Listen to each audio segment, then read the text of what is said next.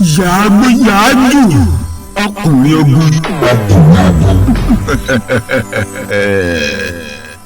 Kókó legun yẹ́sù kò lè gun àgbàdo ká sọ̀rọ̀ ká bá bẹ́ẹ̀ báyìí nìyí ọmọlúàbí. Ẹ ti mọ̀ pé kò sẹ́yẹ tó lè jó bẹ́ńbẹ́lúbẹ́ létí omi. Àyàfi pẹ́pẹ́yẹ ọ̀pẹ̀ bẹ́ẹ̀ lẹ́sẹ̀ abẹ̀bẹ̀.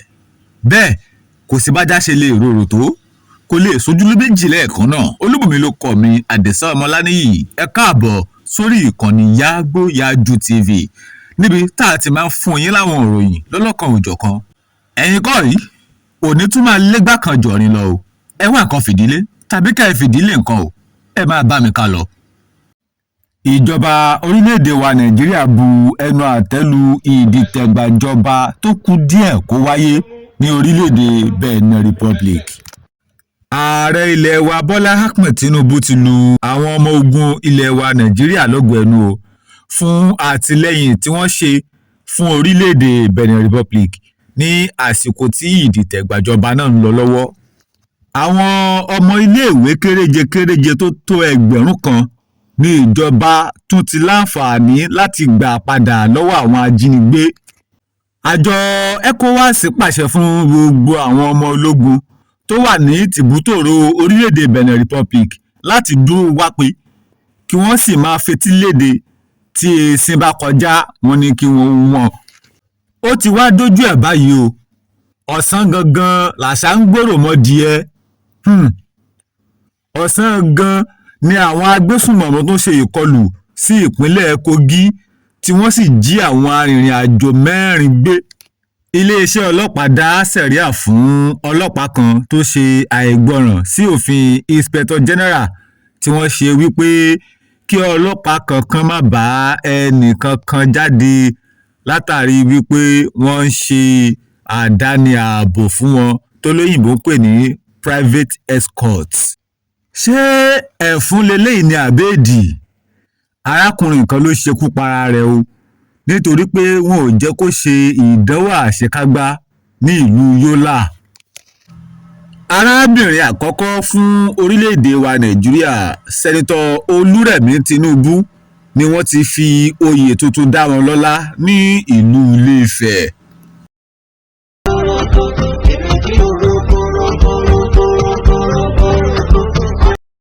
Láì dé ìnàpẹ́nu ẹ jẹ́ kí n máa nà ń bẹ́ẹ̀. Lọ́jọ́ Sunday ọjọ́ 7 oṣù kejìlá níbi ayẹyẹ ọdún 10 Ọọ̀ni tìlé-Ifẹ̀ lórí oyè. Níbẹ̀ ni ọba Ẹnìtàn Adéwùsì Ọ̀jájá kejì ti fi obìnrin àkọ́kọ́ fún orílẹ̀-èdè Nàìjíríà Sẹ́nitọ̀ Olúrẹ̀mí Tinubu tí wọ́n ti fi wọ́n jẹ oyè yèyé aṣíwájú gbogbo ilẹ̀ Oòduà. Lọ́jọ́ Sunday ọjọ́ 7 oṣù kejìlá ní rògbòdìyàn kan bẹ́ sílẹ̀ ní àárín orílẹ̀-èdè ilẹ̀ Benin Republic níbi tí àwọn ọmọ ológun kan ti kóra wọn jọ láti gbìyànjú dìtẹ̀gbàjọba lélẹ́yìí tí ààrẹ orílẹ̀-èdè wa Bọ́lá Ahmed Tinubu tí wọ́n koro ojú sí tí wọ́n sì gbé ìgbésẹ̀ ní kọ́mọ́nkóbó. Wọ́n rán àwọn ọmọ ológun ilẹ̀ Nàìjíríà lọ síbẹ̀ fún ìdáàbòbò. Bẹ́ẹ̀ náà sì ni ECOWAS náà dìde láti ṣe ìrànwọ́ fún ilẹ̀ Benin Republic. Ọwọ́ tẹ ọlọ́pàá aláìgbọràn kan Musa Sulaiman nígbà tí ó tàpá sí òfin Inspector General àti ti ààrẹ orílẹ̀-èdè wa ààrẹ Bọ́lá Ahmed Tinubu nígbà tí wọ́n pàṣẹ wípé kí ọlọ́pàá kankan má ṣe tẹ̀lé bóyá olówó tàbí ẹni yìí láwùjọ kankan jáde mọ́ tó lóyìnbó ń pè ní private escort. Nígbà tí ọwọ́ tẹ̀ wọ́n yọ ọ́ kúrò ní ipò tó wà wọ́n sì sún ipò rẹ̀ lọ sísàlẹ̀. Ipò tó wà tẹ́lẹ̀ ní corporal tí wọ́n sì sọ di constable. Ní ọjọ́ 7 oṣù kejìlá tó bọ́ sí ọjọ́ Sunday ní ìròyìn kan jáde láti ìpínlẹ̀ Kogi wípé àwọn ajínigbé wọ́n ṣe ìkọlù sí àwọn arìnrìn-àjò 4 ní ìpínlẹ̀ Kogi ní agbègbè Odò Ọ̀gbẹ́. Lára àwọn 4 tí wọ́n jí gbé, ẹnìkan tí àwọn aládùúgbò lè tọ́ka sí ní orúkọ rẹ̀ jẹ́ Ojúlárí nínú àwọn tí wọ́n jí gbé lọ. léyìí tí àwòrán rẹ̀ sì ti ń káàkiri orí ayélujára. àwọn ọmọ ológun ilẹ̀ wa 11 ló wà ní àtìmọ́ ní ọ̀dọ̀ àwọn ọmọ ológun ilẹ̀ Burkina Faso. Àwọn tí wọ́n ń darí ìjọba ológun ní ilẹ̀ Burkina Faso fún ara wọn ni wọ́n gbé ìròyìn jáde wípé ọmọ ológun Nàìjíríà 11 ló ti wà ní àhámọ́ àwọn o, àti ọkọ̀ òfurufú lélẹ̀ tí wọ́n fi ń jà ló ti wà ní àhámọ́ àwọn o, nítorí pé wọ́n ní ọkọ̀ náà wọ inú ìlú àwọn láì gbàṣẹ àti láì rò tẹ́lẹ̀.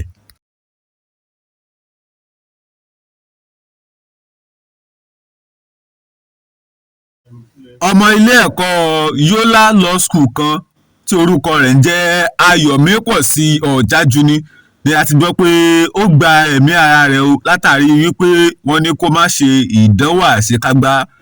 Ayọ̀mípọ̀sí jẹ́ akẹ́kọ̀ọ́ jáde ní iléèwé Ọlábísí Ọ̀nàbànjọ Yunifásítì. Àwọn èèyàn gbìyànjú láti du ẹ̀mí rẹ̀, wọ́n gbé e lọ sí ilé ìwòsàn Modibo Adama University Teaching Hospital ní Yola, àmọ́ bó ti wù Olúwa ní ṣọlá o.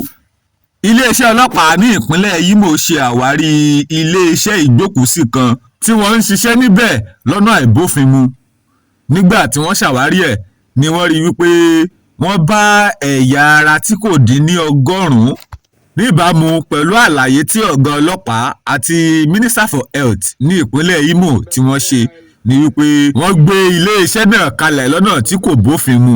Nígbà tí àwọn èèyàn sì ṣe àkíyèsí tí wọ́n pe àkíyèsí àwọn sí, nígbà tí àwọn débẹ̀ ni àwọn bá ẹ̀yà ara tí kò dín ní 100 tó túmọ̀ sí wípé wọ́n ń ta ẹ̀yà ara nínú iléeṣẹ́ ìgbókùúsí yìí ni.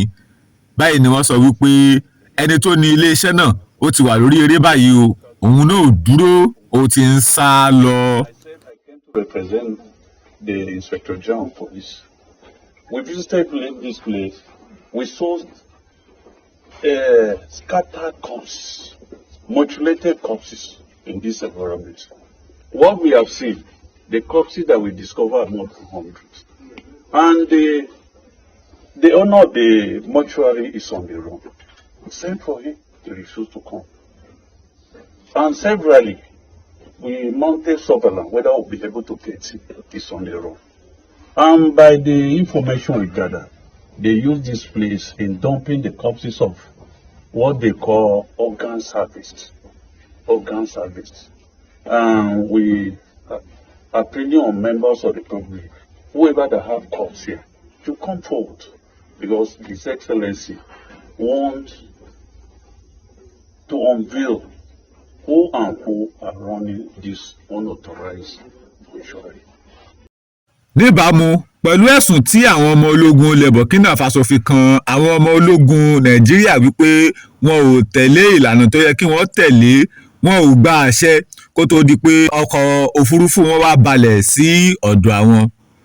Ọ̀gágun Air Force tilẹ̀ Nàìjíríà ti mọ́rọ̀ léde o. Wọ́n ní ìròyìn òfegè ní ìròyìn tí àwọn èèyàn ń gbé kiri o, nítorí pé kì í ṣe ilẹ̀ Burkina Faso gan làwọn ń lọ.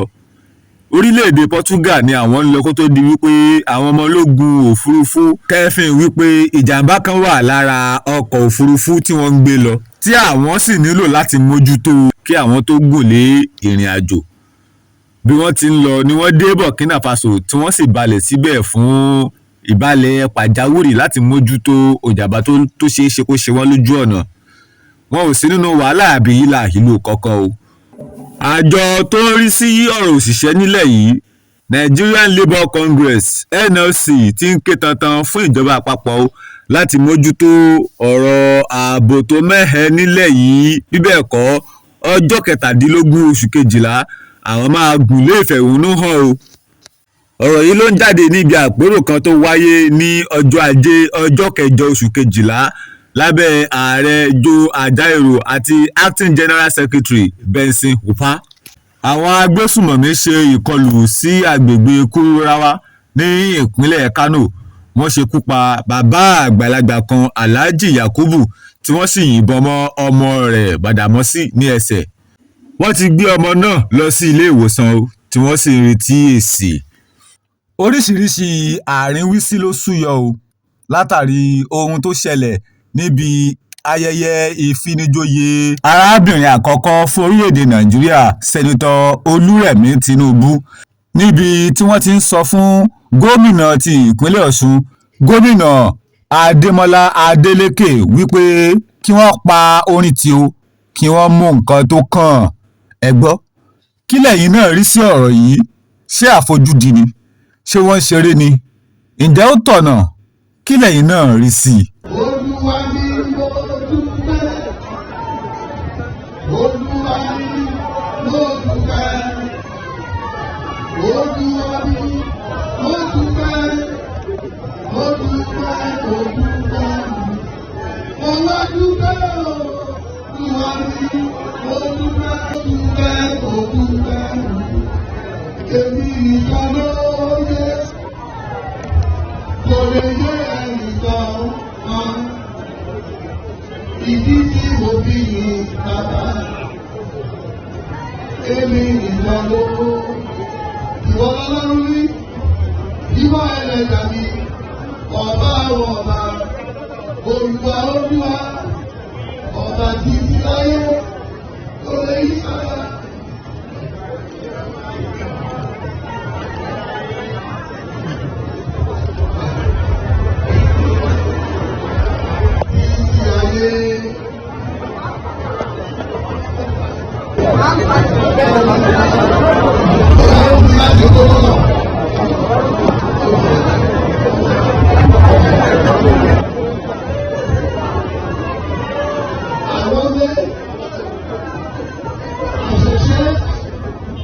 tó kó dùn púpọ̀ kó pẹ́ olúwa ní fi fún ni o kò ní jù báyìí lọ fún tàsìkò yìí ẹ tún pàdé wa nígbà míì fún àkọ́tún ìròyìn lọ́lọ́kan òjọ̀kan lórí ìkànnì Yagboyaju ẹ máa tẹ́tí sí ìkànnì Yagboyaju TV ẹ bá wa dòwò pọ̀ kẹ́ ẹ lè jèrè tó pọ̀ rẹpẹtẹ Olúbùnmi ló kọ mi o Àdìsá Ọmọláníyì ó dìgbà kan náà.